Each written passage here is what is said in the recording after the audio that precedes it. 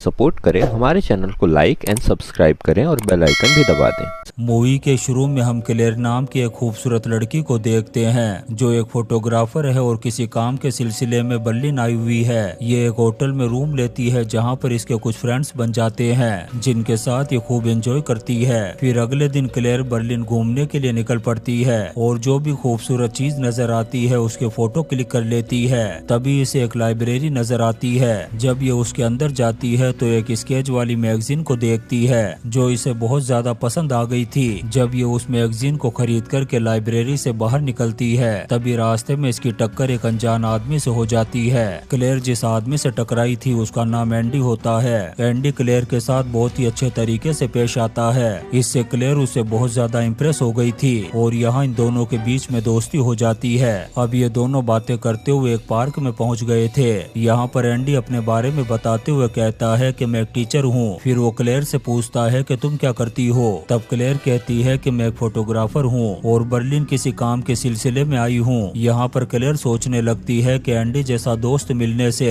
उसकी ये जर्नी बहुत ही शानदार हो सकती है। अब ये दोनों काफी देर तक आसपास की चीजों को एक्सप्लोर करते हैं। फिर जब रात होती है तो एंडी क्लेयर को छोड़ने के लिए उसके होटल आता है, लेकिन जब वो छोड़ कर के जाने लगता है तो क्लेयर को उसका बिहेवियर बहुत ही अजीब सा लग रहा था। क्लेयर देखती है कि एंडी उसके बालों को छेड़ रहा था। दरअसल एंडी को क्लेयर बहुत ज्यादा पसंद आ गई थी। क्लेयर को भी देख कर के लग रहा था कि वो भी एंडी को पसंद करने लगी है। फिर वो अपने रूम में आती है और एंडी के फोटोज को देखती है जिससे पता चलता है कि ये एंडी के बारे में कुछ ना कुछ सोच रही थी। फिर अगले दिन हम देखते हैं कि क्लेयर फिर से अपने काम के लिए निकल जाती है, लेकिन वो कहीं ना कहीं एंडी को भी मिस कर रही थी। लेकिन क्लेयर के पास ना तो एंडी का नंबर था और ना ही एड्रेस, इसलिए वो उसे ढूंढते हुए वापस उसी लाइब्रेरी में पहुंचती है। यहाँ पर उसे एंडी मिल जाता है। क्लेयर को देखकर एंडी समझ जाता है कि ये भी मुझसे प्यार करने लगी है। इसके बाद ये काफी देर तक बात करते हैं और कॉफी पीने के लिए एक जगह पर आ जाते हैं। यहाँ पर क्लेयर एंडी को देख कर के सोच रही थी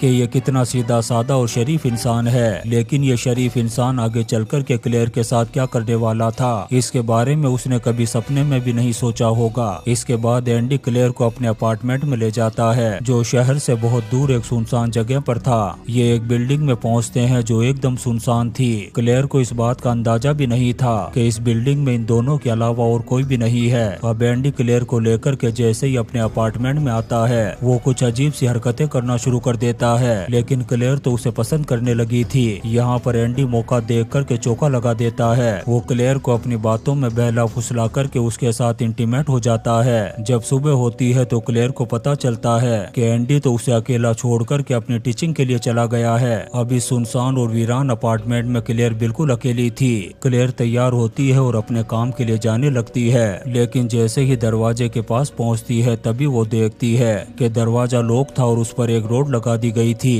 तभी इस अपार्टमेंट में उसे एक और रूम नजर आता है जो पूरी तरह से खाली था, लेकिन उसके दरवाजे पर भी लॉक लगा हुआ था। लेकिन क्लेयर एकदम नॉर्मल नजर आ रही थी। उसे लग रहा था कि शायद जल्दबाजी में एंडी चाबियां रखना भूल गया है। अब ऐसे ही पूरा दिन गुजर जाता है। जब शाम होती है तो एंडी वापस आ जाता है। तब क्लेयर उससे पूछती है कि क्या तुम मुझे यहाँ पर लॉक करके गए थे। तब एंडी कहता है कि गलती से मैं चाबियां रखना भूल गया था। क्लेयर भी उससे मजाक करते हुए कहती है कि मुझे लगा कि शायद तुमने मुझे यहाँ पर लॉक कर दिया है। एंडी भी उसके सामने ऐसे रिएक्ट कर रहा था जैसे दुनिया में इससे ज्यादा कोई शरीफ है ही नहीं। अब रात को ये फिर से क्लेयर के साथ इंटीमेट होता है। जब सुबह होती है और एंडी जाने लगता है तो क्लेयर उससे कीज के बारे में पूछती है। तब एंडी कहता है कि मैंने यही टेबल पर रखी है। क्लेयर टेबल पर चाबी को देखती है और फिर से सो जाती है। एंडी भी अपनी टीचिंग के लिए चला जाता है। फिर कुछ देर बाद जब क्लेयर उठती है तो वहाँ पर उसे एक फोटो दिखाई देता है जो उसी का था और उसके शोल्डर पर माइन लिखा हुआ था। ये देख कर के उसे बहुत ही अजीब सा लगता है। फिर वो तैयार होती है और चाबी लेकर के दरवाजे की तरफ जाती है। जब वो उस चाबी से लॉक खोलने की कोशिश करती है तो लॉक नहीं खुलता। इससे वो समझ जाती है कि एंडी जानबूझकर के गलत चाबी छोड़ कर के गया है।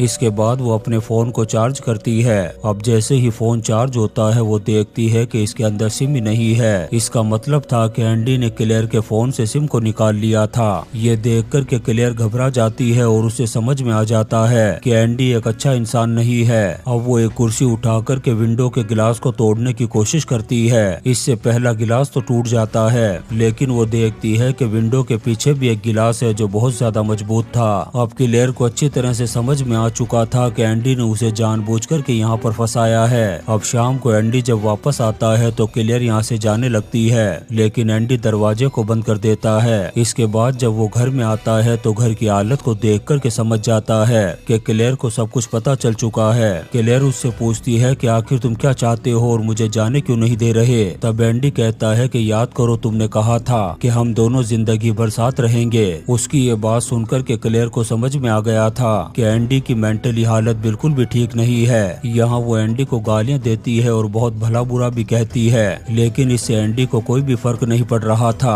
फिर अगले दिन एंडी जब स्कूल के लिए जाता है तो क्लेयर को एक बेड से बांध देता है ताकि वो भाग ना सके। स्कूल खत्म होने के बाद एंडी अपने डैड के पास जाता है और कहता है कि मैंने एक नई गर्लफ्रेंड बनाई है जिसका नाम क्लेयर है। इससे हमें पता चलता है कि एंडी की इससे पहले भी एक गर्लफ्रेंड थी, लेकिन अचानक से वो कहीं गायब हो गई और किसी को भी पता नहीं चला कि आखिर वो गई तो गई कहाँ। अब शाम को एंडी वापस आकर के क्लेयर को खोल देता है। यहाँ पर हम देखते हैं कि क्लेयर की हालत बहुत ज्यादा खराब हो चुकी थी, क्योंकि पूरा दिन उसने न खाया था और न ही कुछ पिया। एंडी उसे बताता है कि मैंने तुम्हारी मॉम को मैसेज कर दिया है कि तुम बिल्कुल ठीक हो और जिंदगी के मजे ले रही हो। अब तुम्हारी मॉम को तुम्हारी कोई भी टेंशन नहीं होगी। अब ऐसे ही एक रात और गुजर जाती है और जब सुबह होती है तो एंडी स्कूल जाने से पहले क्लेयर को बेड पर बांधने लगता है ताकि वो यहाँ से भाग न सके। तब क्लेयर उससे कहती है कि प्लीज मुझे मत बांधो, क्योंकि घर तो वैसे भी पूरी तरह से लॉक है। अब एंडी उसकी बात मान जाता है और अपने स्कूल के लिए निकल जाता है। उसके जाने के बाद क्लेयर यहाँ से भागने का रास्ता ढूंढने लगती है, लेकिन उसे कोई भी रास्ता नजर नहीं आता।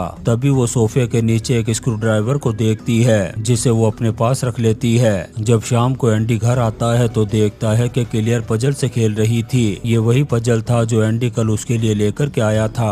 यहाँ पर क्लेयर उसके सामने ऐसे शो करती है जैसे वो उसके साथ बहुत खुश है। वो एंडी से कहती है कि इस पजल को सोल्व करने में मुझे तुम्हारी हेल्प चाहिए। जब एंडी उसकी हेल्प करने लगता है, ठीक उसी वक्त क्लेयर वो स्क्रू ड्राइवर निकाल करके उसके हाथ पर मार देती है और चाबी लेकर दरवाजा खोलती है और नीचे चली जाती है। लेकिन नीचे एक और दरवाजा था जिस पर भी लॉक लगा हुआ था। तभी एंडी यहाँ पर आ जाता है और क्लेयर को पकड़ करके बुरी तरह से धोना शुरू कर देता है। अब वो फिर से क्लेयर को उठाता है और ऊपर लेकर के आ जाता है। यहाँ पर वो क्लेयर की अजीब अजीब सी फोटो को क्लिक कर रहा था, क्योंकि उसकी मेंटली हालत बिल्कुल भी ठीक नहीं थी। फिर अगले दिन एंडी जब अपने स्कूल जाता है तो वहाँ पर अपनी एक खूबसूरत स्टूडेंट को गंदी नजरों से देखता है। इसका मतलब था कि अब एंडी का अगला शिकार यही लड़की होने वाली है। वहीं घर पर हम क्लेयर को देखते हैं जो बार बार दरवाजा खोलने की कोशिश करती रहती है, लेकिन दरवाजा नहीं खुलता। अब शाम होते ही एंडी घर पर आ जाता है, लेकिन क्लेयर पूरी तरह से शांत और खामोश बैठी हुई थी,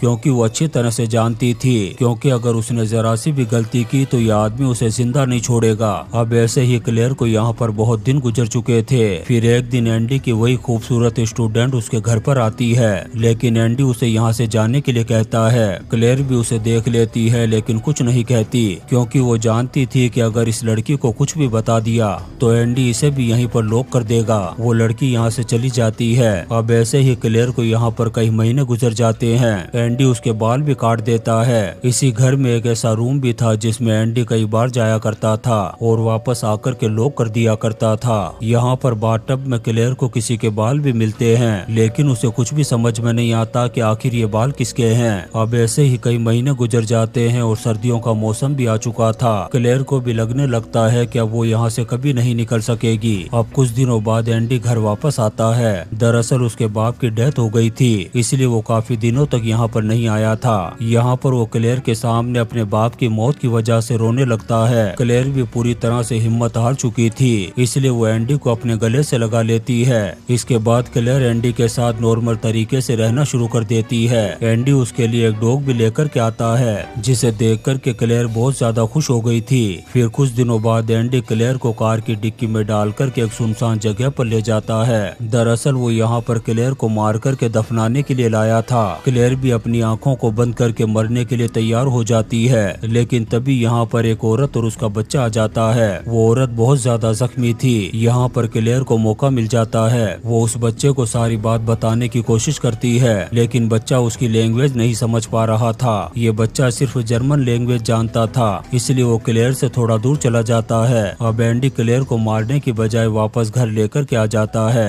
फिर सुबह जब वो स्कूल जाता है तभी क्लेयर मौका देख करके उस रूम में चली जाती है जिसमें एंडी हमेशा लॉक लगा करके रखता था। क्लेयर उस रूम में अपनी बहुत सारी न्यूड फोटो को देख करके शॉक्ड हो जाती है। यहाँ पर बहुत सारी लड़कियों की भी ऐसी फोटोज पड़ी थी। इससे क्लेयर को पता चलता है कि एंडी ने मुझसे पहले भी कई लड़कियों को यहाँ पर ला करके लॉक किया था। इसके बाद उसने उन सभी लड़कियों को मौत के घाट उतार दिया और अब वो उसके साथ भी ऐसा ही करने वाला है। तभी क्लेयर विंडो के पास एक आदमी को देखती है जो टॉर्च की रोशनी में घर के अंदर झांक रहा था। क्लेयर विंडो के पास जाकर के उससे हेल्प मांगती है। वो आदमी समझ जाता है कि ये लड़की यहाँ पर फंसी हुई है। वो जैसे ही दरवाजा खोलने की कोशिश करता है तभी यहाँ पर एंडी आ जाता है। वो उस आदमी को मौत के घाट उतार करके यहीं पर जला देता है। क्लेयर भी दरवाजे के होल से इस चीज को देख लेती है और जोर जोर से चिल्लाती है। फिर एक दिन एंडी अपनी उसी स्टूडेंट की नोटबुक को घर पर लेकर के आता है। क्लेयर भी उस नोटबुक को देख करके प्लान बनाती है कि वो अपनी फोटो को इसी नोटबुक में रख देगी। लेकिन अपनी फोटो को उस नोटबुक में रखना इतना आसान नहीं था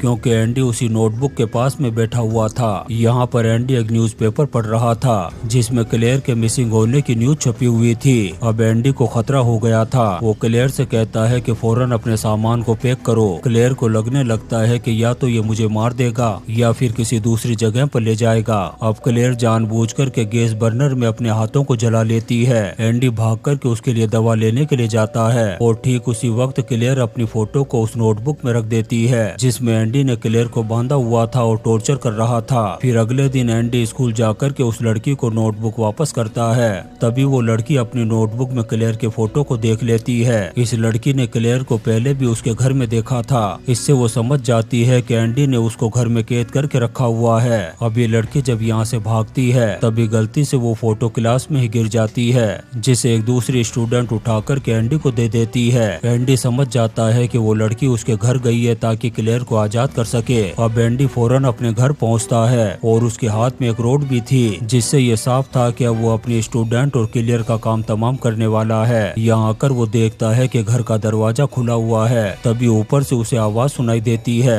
अब जैसे ही वो ऊपर जाने लगता है तभी क्लेयर नीचे से आवाज देती है। तब वो क्लेयर को मारने के लिए नीचे आ जाता है। अब वो जैसे ही घर के अंदर जाता है तभी पीछे से क्लेयर दरवाजे को लॉक कर देती है। आज एंडी खुद उसी घर में लॉक हो गया था जिसमें कई महीनों तक उसने क्लेयर को लॉक करके रखा था। अब वो स्टूडेंट जो ऊपर छुपी हुई थी वो नीचे आती है और क्लेयर उसके साथ यहाँ से निकल जाती है। इसके बाद हम क्लेयर को बर्लिन की सड़कों पर देखते हैं जो कई महीनों बाद खुले आसमान के नीचे आई थी और एंडी अब खुद उसी घर में कैद हो